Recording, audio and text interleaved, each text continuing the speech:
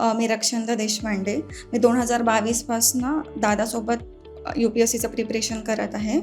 23 आणि 24ची मी प्रिलिम्स दिली आणि सिव्हिल्स आणि फॉरेस्ट दोघांची पण मेन्स दिली.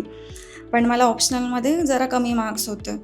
तर मग मेनली आन्सर रायटिंगचा जो पार्ट होता तर तो मिसिंग होता माझ्या प्रिपरेशनमध्ये. तर आत्ता 2026मध्ये जेव्हा मी ॲटमसाठी प्रिपेअर करत आहे, तर विराजदादांनी माझ्याकडून आन्सर रायटिंग मेन्स, GS आणि ऑप्शनल दोन्ही पण चांगलं करून घेतलं आहे.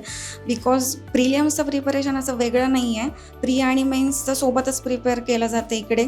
सो ते सगळ्यात ॲडव्हान्टेजेस वाटतं मला याबद्दल.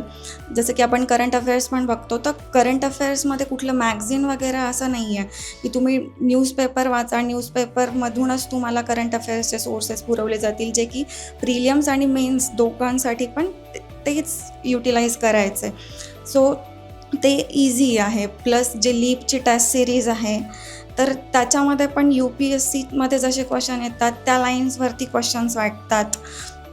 आणि सो ती टेस्ट सिरीज पण चांगली आहे. करंट अफेअर आणि स्टॅटिकवरती चांगला भर दिला जातो. जर आता जे प्रिलियम्स आहे तर नक्कीच त्याचा फायदा होईल असं वाटतं आहे. थँक्यू.